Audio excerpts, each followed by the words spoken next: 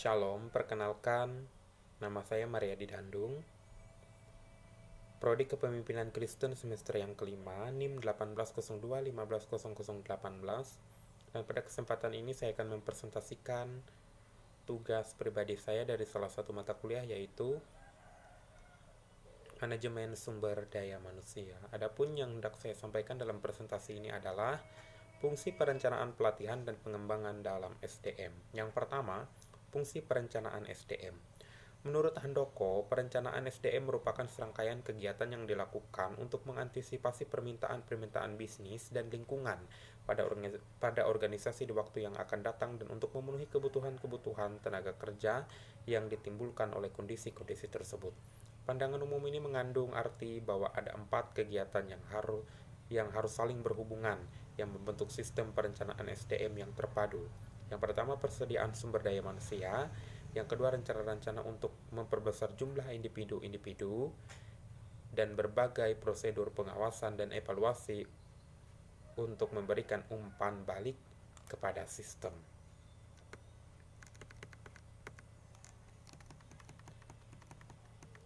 Secara sempit, perencanaan SDM berarti mengestimasi secara sistematik perencanaan dan suplai tenaga kerja organisasi di waktu yang akan datang. Ini memungkinkan Departemen Personalia dapat menyediakan tenaga kerja secara lebih tepat sesuai dengan kebutuhan organisasi. Idealnya organisasi harus mengidentifikasikan baik kebutuhan-kebutuhan personalia jangka pendek maupun jangka panjang melalui perencanaan.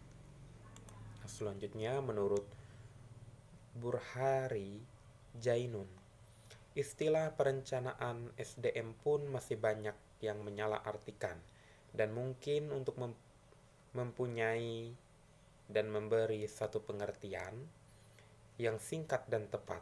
Perencanaan sumber daya manusia itu mungkin dapat ditinjau dari 3 aspek. Pertama adalah aspek sistematik dengan pusat perhatian utamanya kepada upaya mempertemukan sumber daya manusia dengan jabatan atau pekerjaan yang tersedia.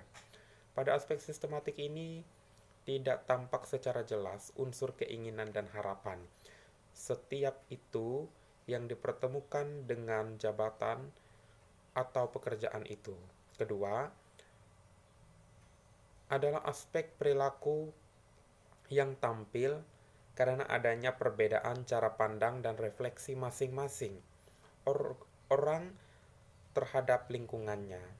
Di samping aspek sistematik dan aspek perilaku yang merupakan perhatian utama dari para spesialis, maka yang tidak kurang pentingnya adalah aspek praktis yang justru mempunyai pengaruh besar terhadap perencanaan sumber daya manusia.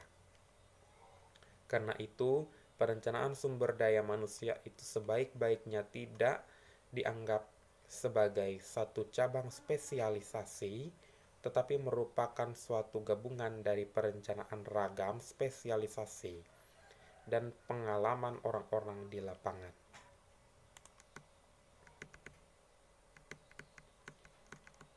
Dan yang selanjutnya, yang kedua, fungsi dan manfaat perencanaan SDM. Fungsi perencanaan SDM dilihat dari sudut kepentingan individual tenaga kerja sendiri. Mengapa demikian? Bagi seorang pekerja, mengetahui secara pasti rencana ketenaga kerjaan dan organisasi tempat bekerja itu berada. Tempat yang bersangkutan itu bekerja, memungkinkan pekerja itu untuk menyusun pengembangan karir bagi dirinya, dan rencana organisasi yang berawal dari rencana tenaga kerja. Karyawan akan mengetahui yang pertama bagaimana kemampuan pengembangan jenjang karirnya, dan yang kedua kemampuan apa yang harus dimiliki untuk memungkinkan dirinya menduduki suatu jabatan tertentu, dan yang ketiga waktu yang baik untuk menjangkau karir tersebut. Yang selanjutnya, fungsi perencanaan SDM dilihat dari sudut kepentingan organisasi. yaitu supaya perencanaan tenaga kerja akan membantu pimpinan organisasi dalam upaya mendayagunakan SDM yang ada, sehingga organisasi dapat mampu meningkatkan efisiensi dan produktivitasnya dalam jangka waktu yang panjang. Yang selanjutnya, fungsi perencanaan SDM dilihat dari sudut kepentingan negara. Dengan perencanaan tenaga kerja, negara dapat mengatur program penataan dan pengembangan SDM guna mendukung terciptanya negara yang memiliki efisiensi yang tinggi. Yang selanjutnya, fungsi perencanaan dalam SDM dilihat dari kedudukan sebuah rencana. Perencanaan SDM memiliki kedudukan yang sangat penting, di antaranya yang pertama, rencana membimbing ke arah yang sukses. Dan yang kedua, dengan rencana memungkinkan organisasi melakukan penyesuaian dengan perubahan-perubahan yang sedang terjadi. Yang ketiga, rencana mengharuskan manajer untuk menetapkan tujuan organisasi. Yang keempat, rencana memungkinkan dilakukannya pengawasan secara efektif. Dan selanjutnya, kita masuk ke poin yang ketiga, asas perencanaan SDM. Seperti yang dinyatakan oleh Agus Sunyanto, manusia mempunyai potensi yang sangat besar, yang tidak mudah diukur dan tidak terbatas. Perencanaan satu kekuatan SDM dalam organisasi bukan saja harus dimiliki dari segi pembinaannya, manusia sampai sekarang ini pun dianggap belum memanfaatkan seluruh kemampuannya sesuai dengan potensinya. Jika manusia sudah bekerja dengan memanfaatkan seluruh potensinya sendiri, manusia akan dapat melakukan banyak sekali hal-hal yang sekarang ini masih tidak mungkin dilakukan. Oleh karena itu, asas perencanaan SDM pada dasarnya harus mampu mengungkapkan potensi manusia seluas mungkin dan kemudian mengarahkan potensi itu untuk meningkatkan kinerja organisasi bagi kemanusiaan.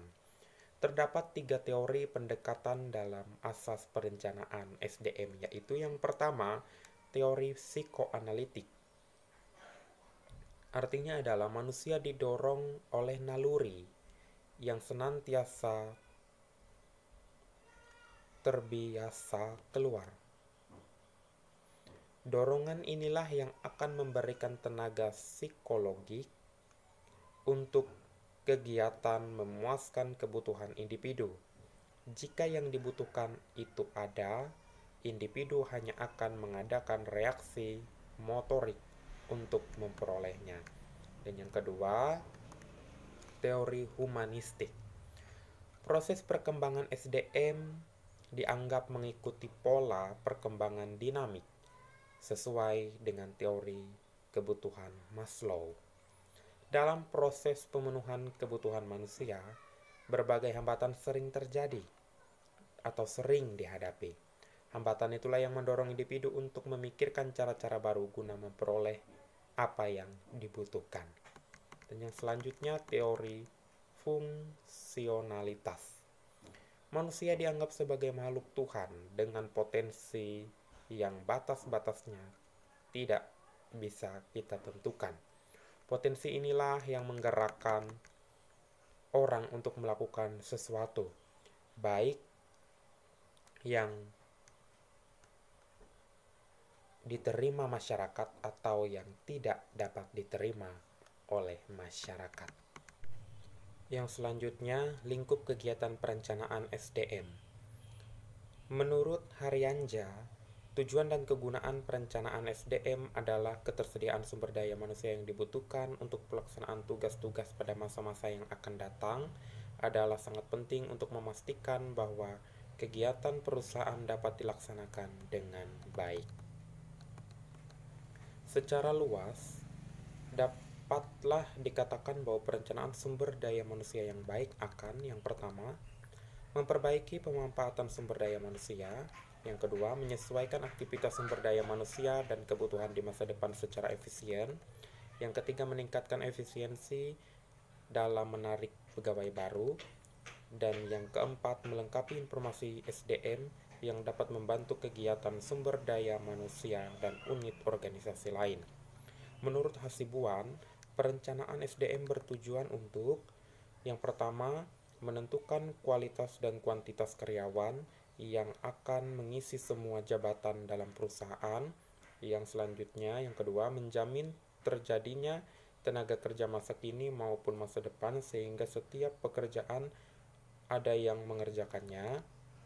Yang ketiga, menghindari terjadinya mismanagement dan tumpang tindih dalam pelaksanaan tugas. Yang keempat, mempermudah koordinasi, integrasi, dan sinkronisasi sehingga produktivitas kerja meningkat. Yang kelima, menghadiri kekurangan dan atau kelebihan karyawan, menghindari kekurangan dan atau kelebihan karyawan. Yang keenam, menjadi pedoman dalam menentukan program penarikan, seleksi, pengembangan, kompensasi, pengintegrasian, pemeliharaan, kedisiplinan, dan pemberhentian karyawan. Yang selanjutnya, menjadi pedoman dalam melaksanakan mutasi dan pensiun karyawan. Yang terakhir, menjadi dasar dalam melakukan penilaian karyawan. Dan kesimpulannya adalah, perencanaan SDM merupakan suatu kegiatan yang dilakukan dalam sebuah organisasi dengan tujuan untuk meningkatkan kreativitas karyawan, produktivitas kerja dalam sebuah organisasi.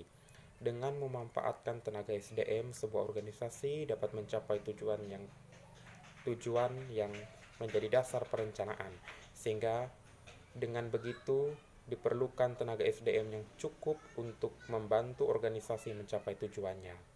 Dengan adanya manajemen SDM, maka sebuah organisasi dapat secara leluasa merencanakan serta melakukan perencanaan itu dengan baik.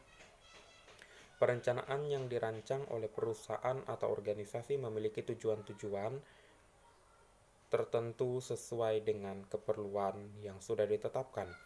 Fungsi dan manfaat dari manajemen SDM dilihat dari beberapa sudut, diantaranya sudut kepentingan individual, tenaga kerja itu sendiri, sudut pandang kepentingan organisasi, sudut pandang kepentingan negara, dan sudut pandang kedudukan sebuah